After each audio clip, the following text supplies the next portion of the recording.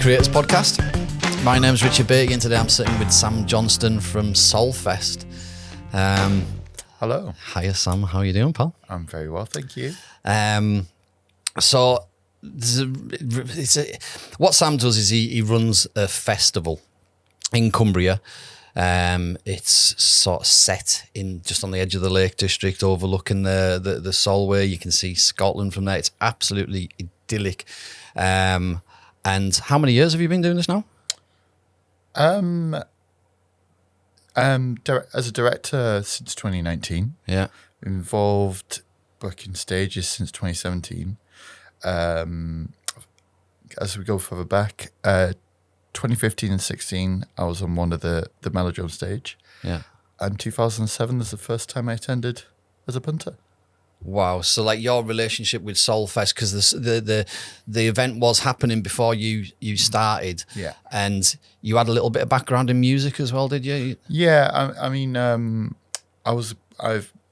ran the stewarding at a festival down in Kent called Smugglers for a number of years, right after uni. Did a music degree before that. And then when I moved up here, I did some of the local bookings for one of the stages at Kendal Calling for a few years as well, and run some DJ stuff for them at some point. Yeah, because it's you know, like the how you end up from zero to this, you know, like it's a fascinating journey, and it's a major growing process for you learning along the way, isn't it?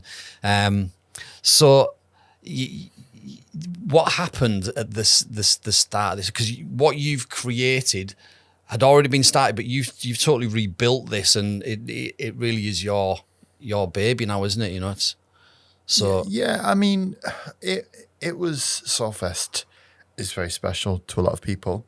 I know it has been. It grew from 2004 through to 2013. Yeah, it just grew and grew and grew and got massive and got too big for the amount of people running it. It was, Solfest isn't a commercial festival. You know, it's grassroots family festival. Yeah. And they decided to scale it back. Took a break 14. And then 15, 16, 17, and 18 was half the size that it used to be. But in a slowly, was just losing ticket sales every created year. a monster, and they pulled it back a bit. Yeah. And but absolutely everyone who was involved. So I was involved in part of them years. Yeah. And absolutely everyone was so passionate about it. Yeah. And you can't really say otherwise, because everyone just wanted to put on the best event they could. Yeah. It got to a point where 18 basically realized halfway through the event it wasn't going to make enough money. Yeah. And basically was unsure if it was going to run again. I'd met Joe, who's now the other director. Yeah. He bought the music shop in Penrith while I was working there as a guitar teacher. And the director quit for 2018. He'd already announced his resignation as director about 2 months before the event. Yeah. After this event, this was the last one. So I'd approached Joe. Sorry, it's these bouncy chairs. I'd approached Joe after speaking to the chairman and a few, if you want me to ask him. And they said, yeah. And he was like, if we're going to do it, we have to do it right. So right after the event, put in a proposal, but the landowner said, no, it's not happening. We're not going to let this happen. So we carried on.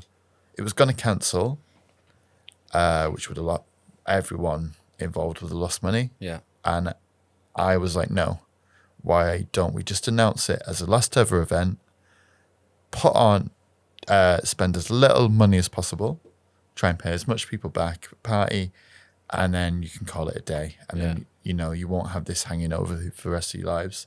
Because this was after they the landowners rejected that proposal. And over the course of that year, the old landowners, I think, basically in the background were thinking, oh, we'll get someone else to run events.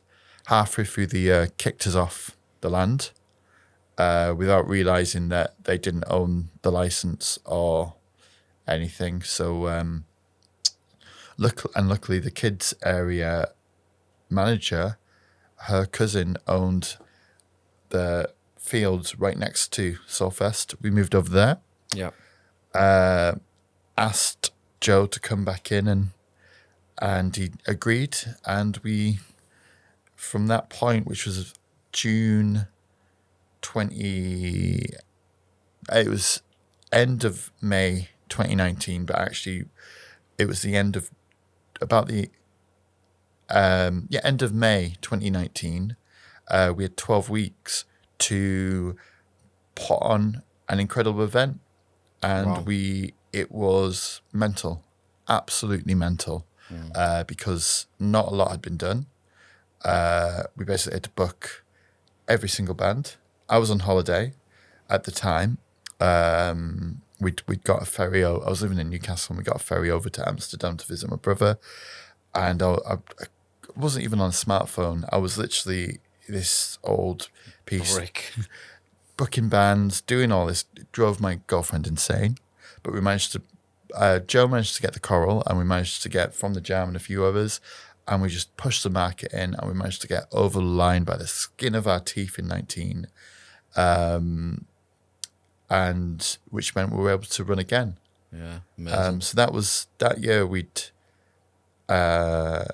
sold about 2,000 tickets, which is what we needed, and we had 12,000 on site. Yeah. And it was a great reset. Yeah.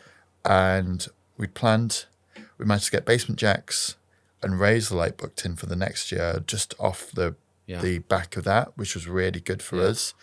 Just starting the promo, and then COVID happened. Yeah. And that set us back a bit, but no event happened. But it meant we spent 18 months prepping for the new event for 21. Managed to get a load of arts funding, so we just were able to make it even more incredible. Yeah. And 21, we had a sellout year. Yeah. We're just under 10,000. It was about 9,000 maybe on site over the 4 days, including the day tickets.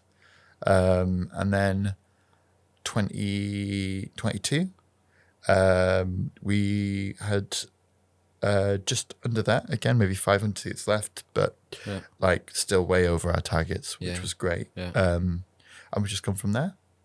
Fantastic. And there's all many things we've battled, but we've managed to. It certainly didn't sound like a smooth start, and obviously sometimes when you take something else that's been built, and you might think that you've got something there, but often you have to totally rebuild it, and it sounds like you pretty much had to rebuild the whole thing from scratch. Yeah, one of the reasons I didn't want it to shut down as well was because I'd done all the artist bookings.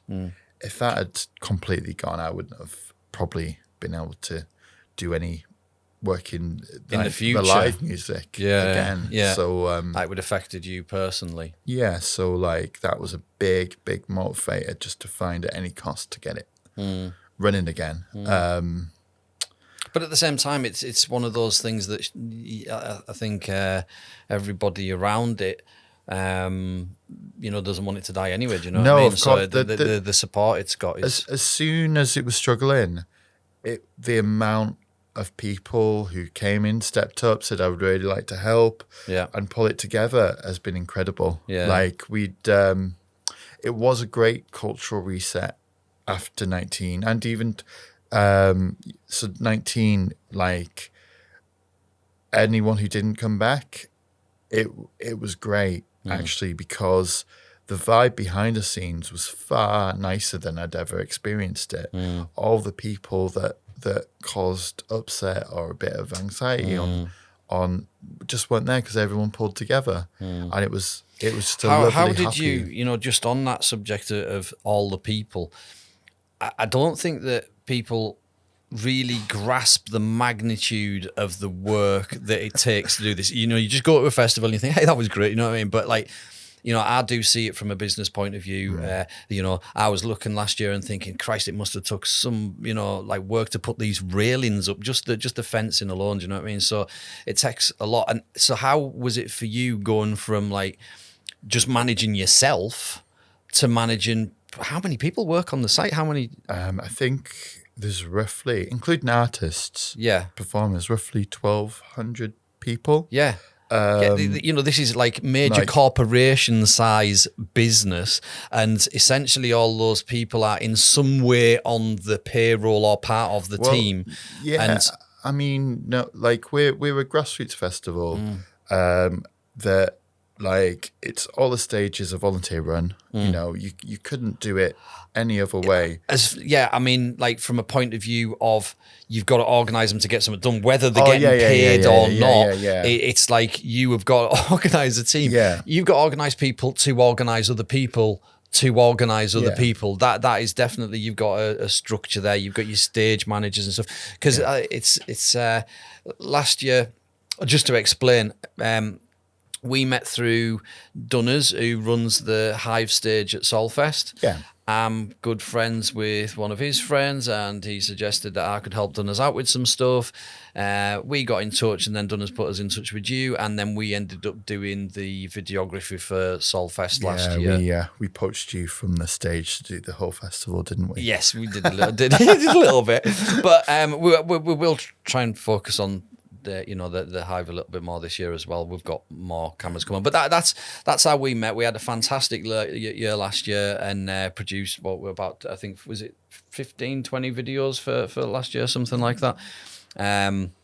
Not all yet released, but like that's you're using them soon. So that's where we met. And to be honest, although I'm a DJ myself, I've only the year previously been to Solfest. It's I don't know. I think I've been very immersed in business the last 15 years, and I haven't DJ'd out for about 15 years. So it's, you know, kind of got out of that scene and got stuck into the business. But it's been nice to be able to tie the festival in with business. Do you know what I mean? Like it feels, and now I feel a part of the festival. Do you know what I mean? So it's for us, it's really great to be a part of it and support it. And for me personally, you know, I'm really big on supporting local things, and you know that above like anything is kind of why you're sat here, why I'm doing stuff for you, doing stuff for Dunners, and just trying to help out, because I think it's important to keep the local community going of everything. 100%. So Dunners, for example, he runs the Hive stage. In 2019, we got him involved to run this outdoor. Everyone called it the Burger Van, because it was just like a little trailer that opened up with two speakers. But it had such a nice vibe all weekend. Yeah. It's become one of the most popular dance tent like areas in the festival. Yeah. And you know, he's from West Cumbria. Like the main dance tent, which we've got Sigma and Goldie in this year. Yeah. That's run by a load of guys from Carlisle. Yeah. You know. Yeah. The Lagoon tent, that's from guys just over the border. You know, you can basically see where they live over the Solway, which is good. Every single stage is run by people from Cumbria, except the Melodrome, who's Lancaster based. Right. But you know, it's the Melodrome's like a thing in itself. So I wouldn't say the Melodrome's like Melodrome. What is the Melodrome? Describe the Melodrome. So the Melodrome, actually, my entire reason for even sitting here now and being able to talk about Solfest was through a chance encounter with the Melodrome when they were booked for a party up a mountain. Right. Back before they were involved in festivals. And it was, I'd run when I first moved back to Penrith, I'd run it was called Milk It at Moo Bar. poetry, spoken word poetry, music, and comedy. And I did the music bookings, and we'd invited a guy called Bill Lloyd. He was he's a local legend, folk singer, who also campaigns a lot for travellers' rights and things. Right. He's a really nice guy. Yeah. He invited us up to this party, and we met Chaz Ambler, who's the Melodrome was his idea. And it just so happened that just got booked for Eden Festival up near Moffat. And he was like, "Oh, would you like to play?" So we ended up playing for them. Right. Next thing we know, we're like, "Oh, we're looking for workers as well, or doing like that." And I ended up working stage managing for them at Solfest, I believe in 2015. So that was actually your link to Solfest. That was then? my first link into Solfest. That's cool. But what is the Melodrome? Because the Melodrome, I very much got when you stand and watch the Melodrome, you do watch the Melodrome. It's an experience. It's not like a dance tent. It's not like it's an experience. So the Melodrome. So Chaz Ambler, he wanted it to be not just about music but theatrics. He's no longer with us, but he's managed to everyone's managed to keep it going. Like Janie and Lucy and everyone of the Melodrome they bring this weird, almost Victorian sideshow. Like when you think of the Melodrome, it's like these side shows and all interesting, happy things. Like when you go there, you don't know what you're going to expect, but you know you're going to have a good time. Maybe something, you might have the feminist mouse circus, which is a load of feminist mice tricks, and it's amazing. Yeah, and like it's like a cross between, like you say, a sideshow, but it's a little bit more than a sideshow. Yeah. It's almost like it's its own little circus. Yeah. With an array of performers of all sorts of bizarre genres, you know what I mean? But like you say, quite Victorian, quite oldie worldy as well. It's really got a thing to it. It's almost out of time, I would say. But yeah, everyone who performs at the Melodrome does it for the love of the Melodrome. They get they don't just go to us. They go to Eden. They go down to Glastonbury. They've done Boomtown and various things, and they feed you, they look after all the artists, that type of thing. They hand out cups of tea to the to anyone who's around, and that it's just a little community. And I think that's the thing. Solfest is lots of little communities that has turned into this big community, whereas it's not a big corporate festival that's kind of just a lot of it's kind of like a little town that grew and ended up with suburbs, the actual land expanse is spreading. And I was thinking about this, because the Cre8ors Podcast is about the things that people create, and helping people showcase the actual size, physical size. You've created the biggest thing, the physically biggest thing. It's a happening, an event, but like it is huge. I was flying the drone over it, and it's massive, and it's only growing. It's probably twice the size as it was since you started. So the new arena is about 1.5 times bigger than the old arena on the old site. Now that we've expanded it, but it's but the way we've laid it out, because it's very hilly. It can also feel smaller, because when you look at it, what that does is it creates that arena feel to it. That stage is perfectly positioned for it's in a bowl, and so what I love, the reason we've put that main stage there is all the families can sit on the hill watching the bands. You've got the mountains to the Lake District just behind you. Like just behind the main stage, looking out there, and you've got the sea to the right of the stage. And as the sun sets, as you're watching them bands, we often try and get like a nice reggae band on just at sunset. You get these shooting lights of the sunset over the sky, like as you're watching the stage, and like it's just it can be magical. So coming to Solfest, it's not about the music; it's about experiencing such a chilled out, happy vibe with your entire community. Right? You don't have the pressures of work. You don't have a lot of the showboating kind of personalities you might get at other festivals. Yeah, I noticed this. The egos aren't there. It's like the facade of all these different people has got dropped at the door. And there's actually, again, I was thinking about it today. It's almost like no given. You go through the door. It's like it's a festival. Who gives? Do you know what I mean? Yeah. It's like, and that seems to affect everybody. Sometimes at festivals that I've certainly been to, there can be a little bit of an edgy vibe, possibly because of some of the stuff that's going on, maybe with the type of the music or the main theme of that festival or something. But you can feel a little bit uncomfortable. I've seen some shady shit going on at festivals.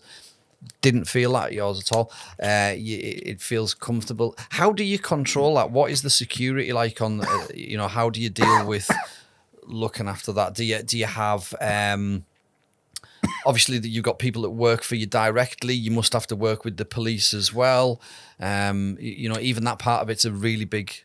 Yeah. So as we're recording this, the two of the other directors have had a security meeting today. Yeah. That is very meticulously planned, and we work with the council. All our plans get sent to the council for approval. They might suggest things, they might question things, but it all has to get signed off by the police, by the fire, by the all emergency services, environmental health. You don't want to push it too hard, right? Because if you have security that aren't used to festivals, it can turn very nasty very quickly. Yeah, right? I've experienced this. You do not want anyone like that, and it's very difficult. Sometimes, like we've had to, often in the past, if someone isn't right and they're there, we've had to move them to a position where they're not public facing, or had to ask them to leave if it's caused, because you just don't. People are there to have a good time. Yeah, and has there been any situations over the years where you've any aggro that's had to be deactivated? Obviously you get people having an eye. I mean, has there been any situations? We are a very family friendly festival. Yeah.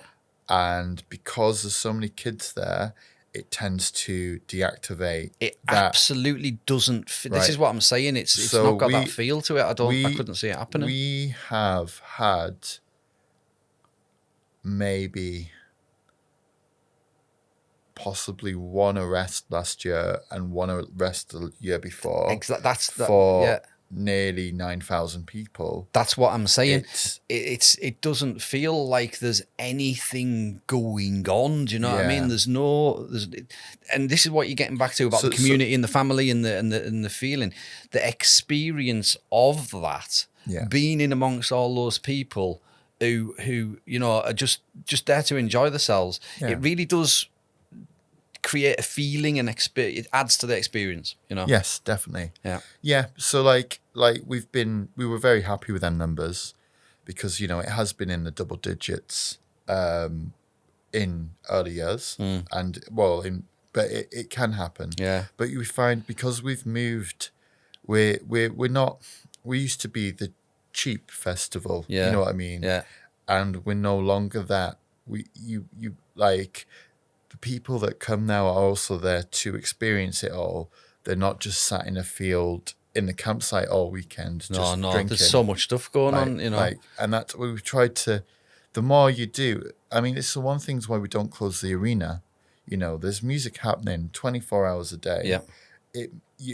other festivals will shut down at 3 o'clock, 4 o'clock. Yeah. That's when all the trouble happens in the campsites. Yeah. You know? Yeah. That's a good point. That's a really good point. The one tent that's open, right, is full of sofas. You can dance. Yeah. But more often than not, you'll have a load of people it's falling asleep. Wild in there, isn't it? Yeah. It's such a crazy vibe. Like loads of like lasers and psychedelic droppings and all that kind of stuff. Yeah, but it's a proper chill out tent, you know. It really is. A lot of nightclubs should have. So then what they do is at 9 a.m, they'll put on a punk band, wake everyone up, and send them to their beds. Brilliant.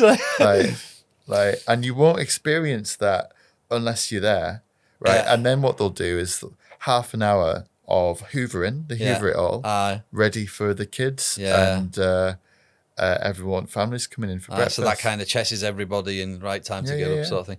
I'll tell you a funny security story that went wrong. You know, put on events for cars and stuff, car shows. Yeah.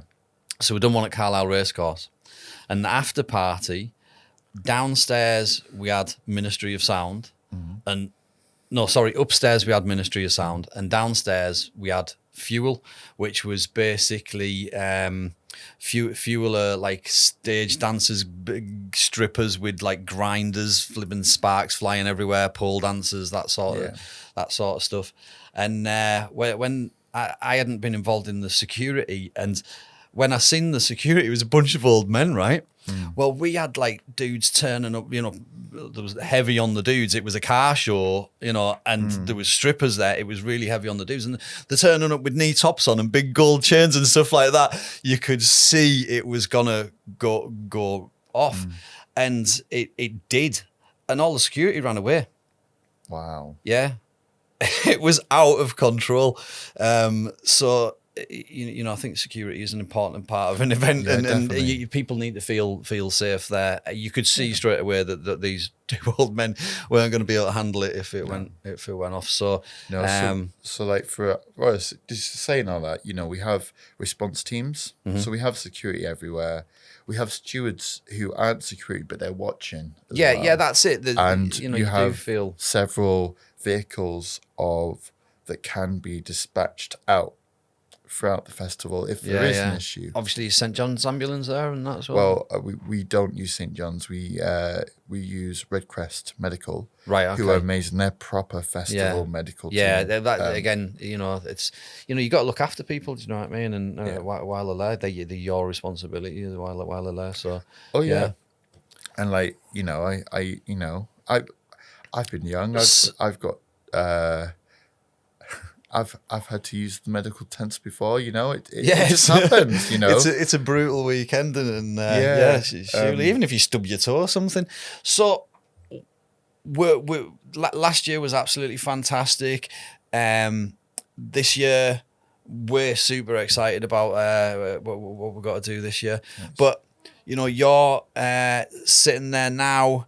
I know you've been making the flyers and all the posters and everything. I know you've had a little bit of politics going on with, like even the placement of people on the flyers, and even that's not an easy thing to create. Multiple posters and flyers for multiple stages and tents, and you know it's a monumental task. What you are building, it's not like a building, but you know it's a thing. It's not solid, but it's definitely a thing. It's digital, and it's a moment in time. But this year coming up on the 24th, 25th, 26th, and 27th of August is Solfest 2023. So, who have you got on? Let's. Well, exciting stuff. People want to know.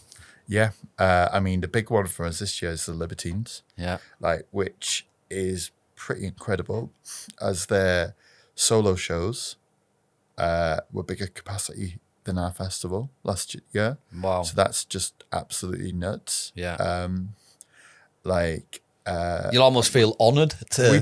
We do, and they're only doing 2 shows this year, and we're one of them, which is really nice. That's definitely an honour. That's Libertines. When I grew up, were like one of the biggest bands, and they came back after splitting up, and they've just gone up and up and up. And yeah, it's exciting. I believe they put on social media they've got a new album coming out as well. At some point, they've been recording it. Hopefully we'll find out, but it should be a big Sunday close. Yeah, we've managed to get De La Soul. Oh wow, legendary hip hop band. Yeah. You know, from the 90s, they did Three Is the Magic Number. Yeah, their shows have been amazing. That for anyone who doesn't know them, they're the rappers on Gorillaz Feel Good Inc. Yeah. You know, they're just legends in the game. Yeah. Always putting a good show. We've got them flying in especially just for us. Yeah. With a 10-piece band. So it's going to be even more fun. Wow. And we've got Ocean Colour Scene on the Friday, who seems like a very Solfest band. And half our team are convinced they've already played Solfest before, who've been, doing the festival for years. Never played Solfest before. It's their first time coming here. That's interesting. Like they just they're one of them legendary 90s Britpop bands. Always putting a good show. Like always sell out all their tours. Like every tour they've done in the last 10 years or so is just sold out. They're just one of them good. And then on this Thursday, Peter Hook and the Light, bass player from Joy Division New Order, has been going round the last 10 years or so, playing Joy Division songs. We're going to get like bass solos. I love a bit of bass. Oh yeah. He's singing because Ian Curtis died from Joy Division really early. Right. He's like the most authentic Joy Division you're going to get. And it's just amazing. But yeah, he's just there. Yeah. He has two bass players. Right. So he plays the lead part. Lead bass and then when he's singing, he's got a second bass player. Right. And sometimes it's just both of them going. Doubles great. it up. Yeah. But so they're our headliners. Yeah. Like which is a massive step up. Like last year we had Pendulum DJ set, the Charlatans, which are incredible, Yeah. Levelers and Orbitals, but this is like we've got there. Dance music, we've got Wilkinson DJing with an MC. That's going to close our Saturday night. Saturday night's always our party night. Mm-hmm. We sell a lot of tickets from Carlisle from that night. So you're going to go from De La Soul into Wilkinson DJ set, and then into the dance tent. We're going to have Sigma, which another big hitter in the drum and bass scene. Yeah, and very popular. We've got a lot of world music this year.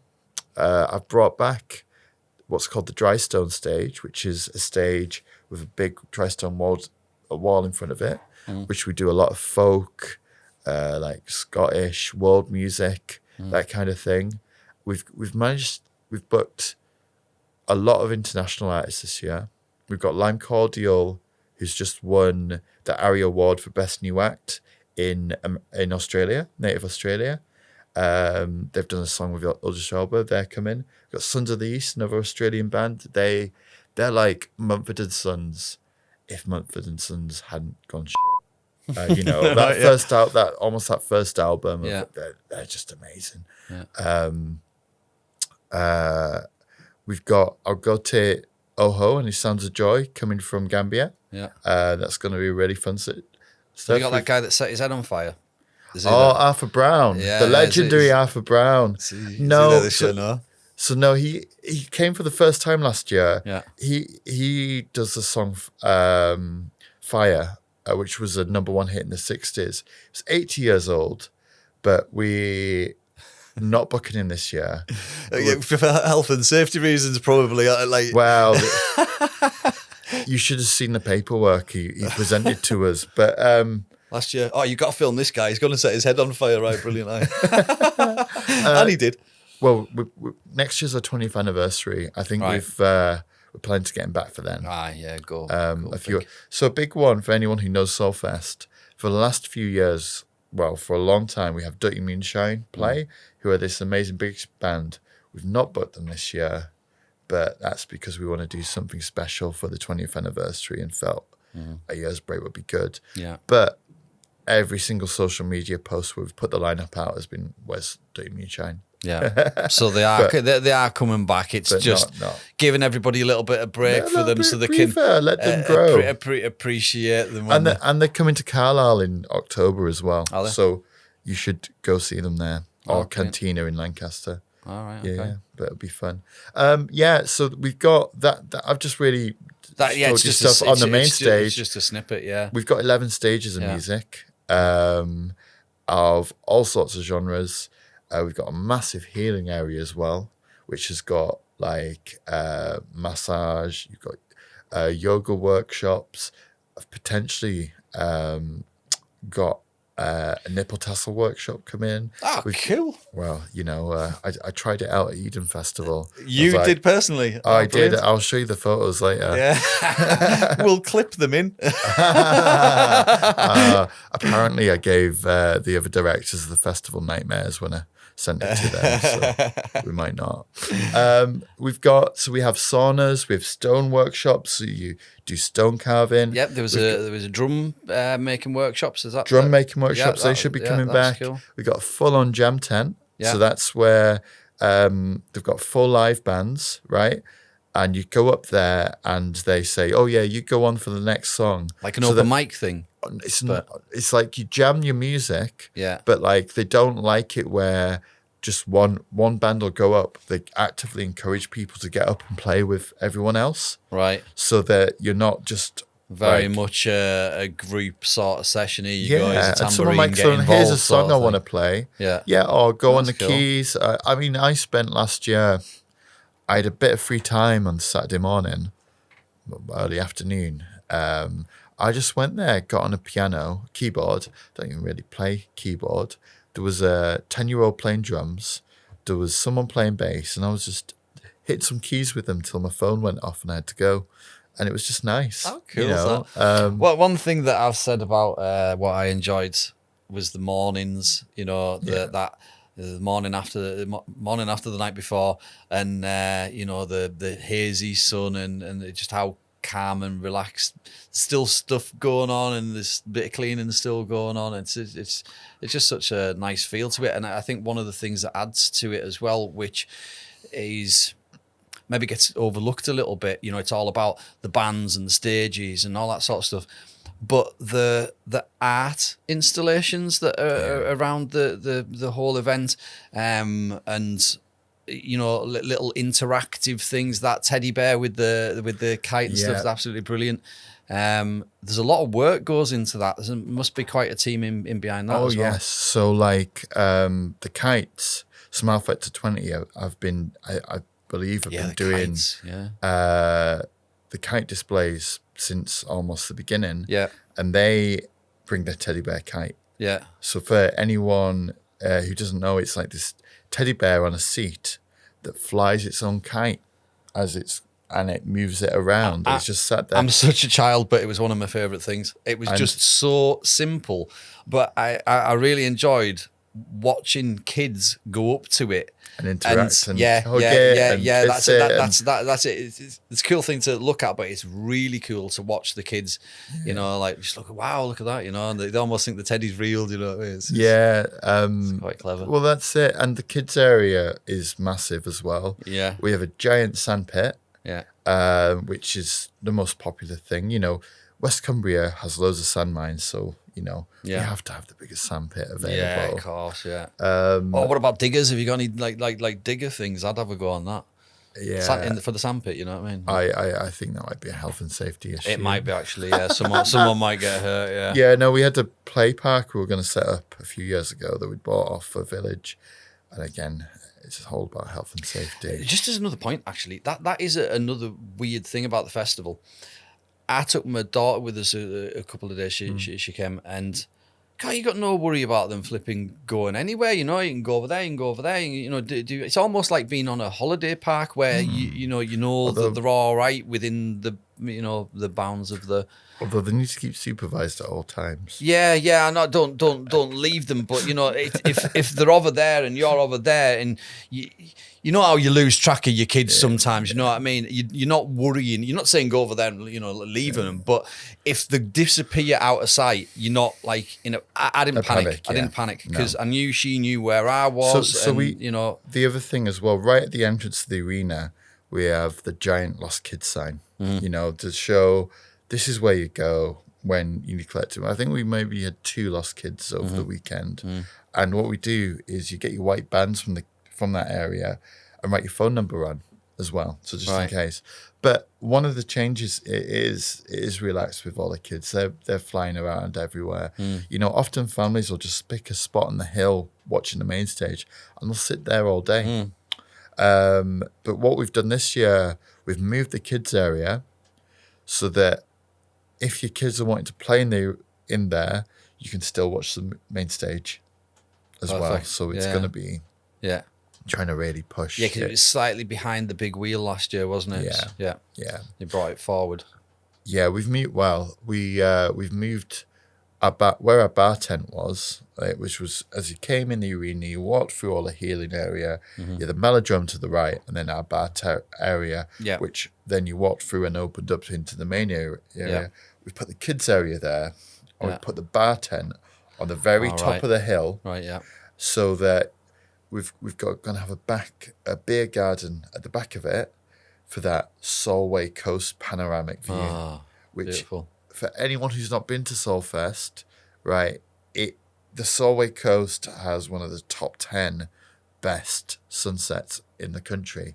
Like it's been voted a few times one of the things. I didn't know that. It's just it is just incredible watching the sunset down past the Scottish mountains and the big estuary, just reflecting all these colours from the sun, and you just like. When we're there on the build and the break, we're on the top of that hill watching it. But when the festival's on, you've never had a place where you can watch that. So we've made it that the bar, the back beer garden is it's going to be called a little bar outside. It's called the Sunset Bar. And it's just going to be there just for that view because it's not really something you can really take it from anywhere else. It's amazing, especially when you're in that kind of last year there was that bit where all the mushrooms were, and that was a sort of viewing point, but it got cut off to the left hand side. Exactly. So you're getting that panoramic. That would be brilliant. So obviously how long now, how are you, what are you doing? You going to meetings? So I work on the event 364 days a year. Probably 65 because I still do a post on Christmas Day.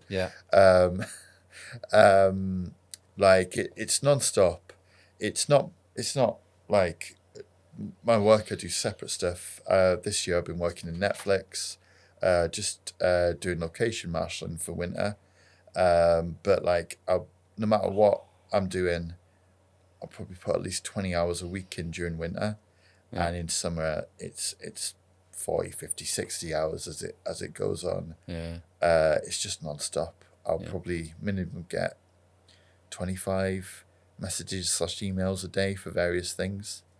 And if you take a day off, everything descends into chaos. It is pretty relentless. But it's worth it for the end. There's nothing beats that feeling that them 12 months of putting all that work, stress, all the anxiety you get, are we going to sell enough tickets, any of that, my family has a running joke. I'm like, we're not going to sell enough. And they're like, you say that every year. But, it's one of them worries. It always happens. We always make it, but you've got to, but it's worth it for that, that moment. When you open the gates for the first time after vol camping and you let them in the arena and they just suddenly start dispersing out and exploring, it's the best feeling. You can't beat it.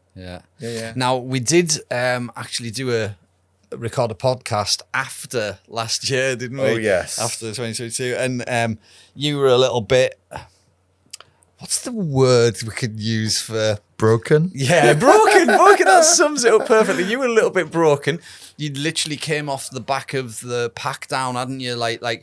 Because it's not over when it's over. There's a week of taking all this stuff to bits again, isn't it? About 2 weeks, yeah. How long does it take to put it up? We were on site last year just under 6 weeks. Right. And not a lot got done. Not a lot gets done in the first week or so. Yeah. There's just bits and pieces getting prepped for all the deliveries coming in. The main part comes in the week before, but all the fencing, everything has to go up. Yeah. But yeah, I this year I personally will be off sooner because I do a lot of the admin. Being on site, on a building site, and trying to do the admin things do not gel together. And it's too easy to get distracted as well, isn't it? It's pretty intense. But yeah, we're there for a very long time, and it's amazing. Like them 6 weeks living in a caravan, right? I wouldn't take away. It's the most amazing experience. No. Like my girlfriend's quite upset because I'm away from home for that long. Yeah, she'll come for the maybe 5-6 days because we during the pandemic, we ended up moving down to London because I didn't think events were. Well, I had no work, and she got offered a job down there. Yeah. So I've done a lot of it remote now. Yeah. Joe, well, all four of the directors, Joe's lives about 6 miles from the site. Adrian lives up near Glasgow, but way west. And Nikki lives in the northeast near Whitby. So we all our meetings are online anyway. Yeah. And then we'll meet up in Cumbria maybe once every other month during winter, and maybe it'll start ramping up a bit now. Yeah. Yeah, but so for people who are looking to go to Solfest, it's going to be another good year and definitely worth going. What is the cost of going? Is there any family tickets? How does all this work? So people pre-book or? Yeah, so there's various ways you can come to the festival.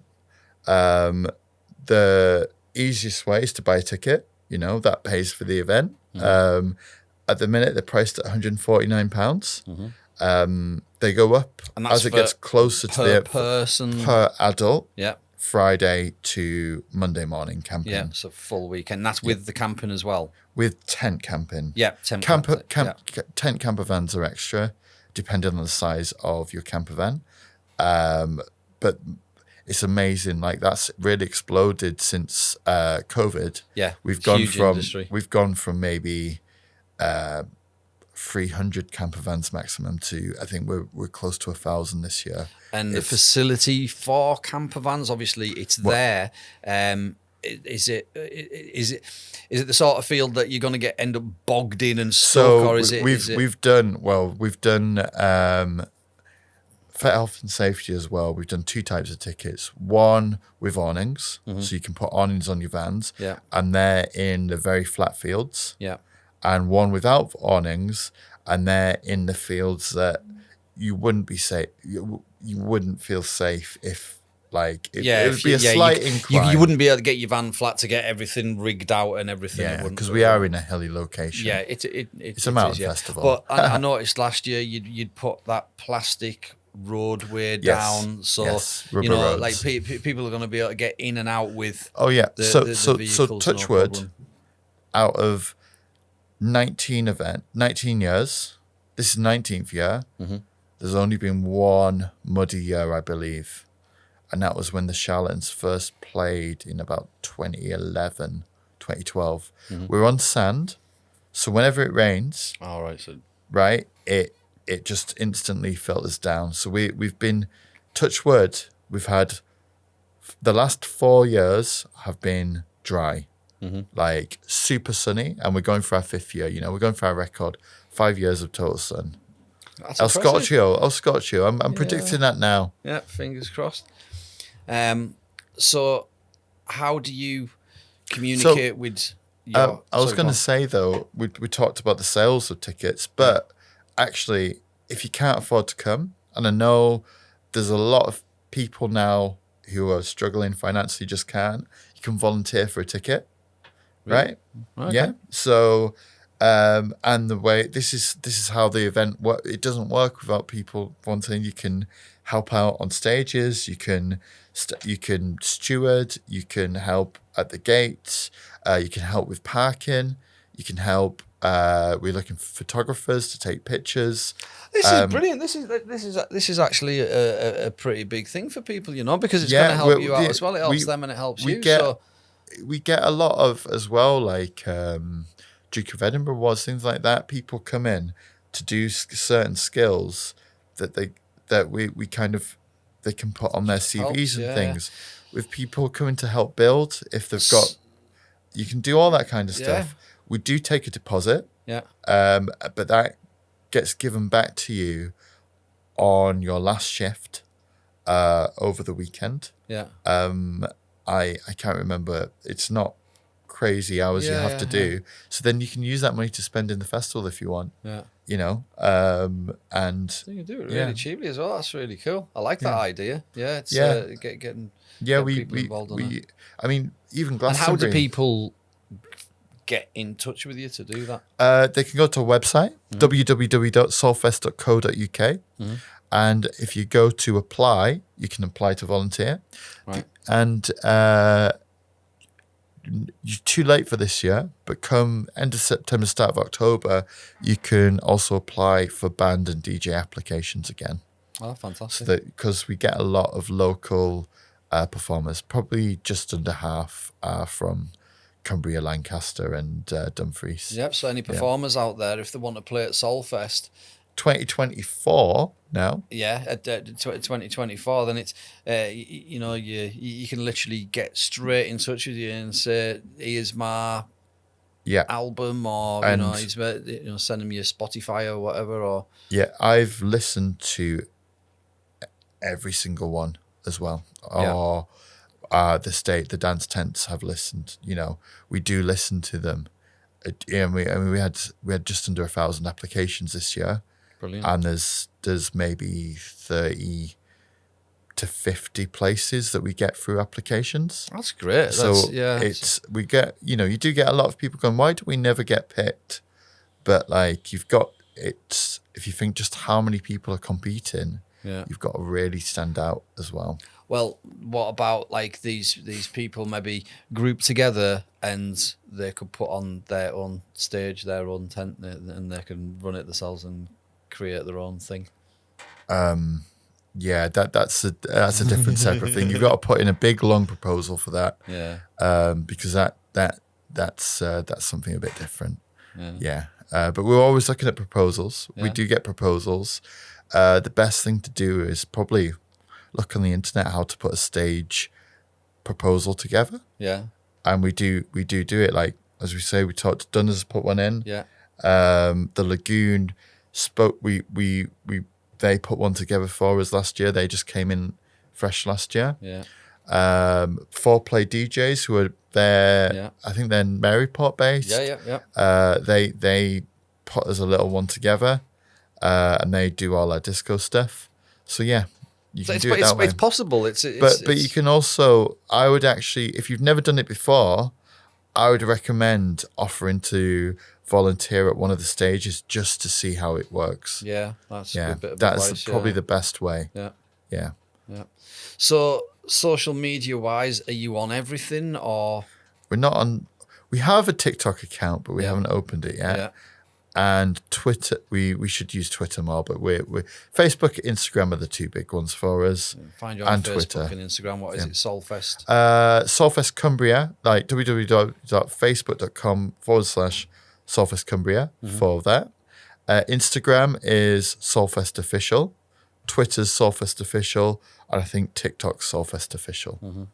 And don't go on the American Solfest that's just popped up. Right, there's another. Well, we only have I did see something else, actually. We only have the IP rights for the UK, and I think we've managed to get them back for Europe. So anywhere else worldwide is a bit of a struggle. So and on your social media, are you posting stuff like what's going on Yeah, now, the if you build up to it, and keep people informed? yeah, I mean, if you go to our social medias, it tends to be me posting. So, but we have all sorts of stuff on there all the time. And you can also go to our website, watch the videos from last year. The video that you created is up there in our news feed, and also learn lots about the festival that I have not talked about. Yeah.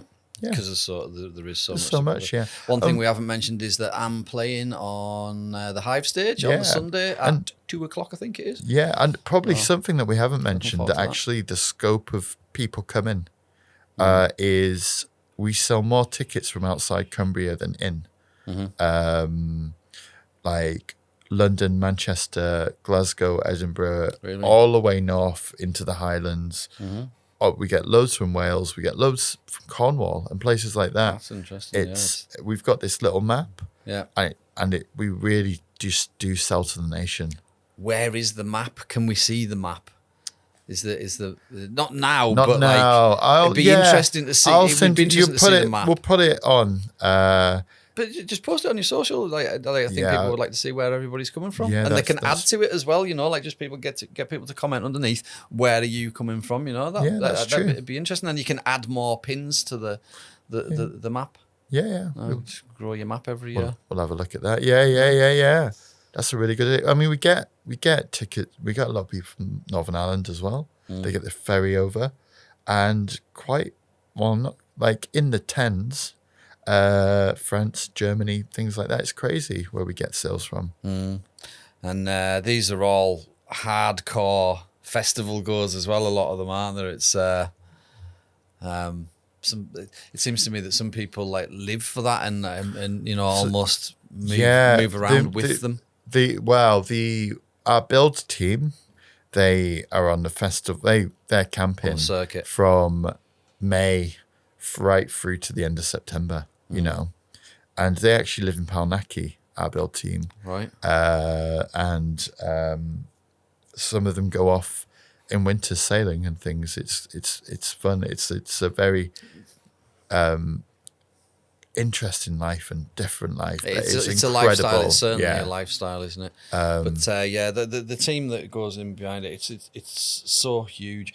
Sam, you have created something massive and something amazing and something wonderful and something that hopefully is going to stay with Cumbria for years to come and grow as it goes along. So I mean, next year's our 20th anniversary. Yeah, you know, it's going to be interesting.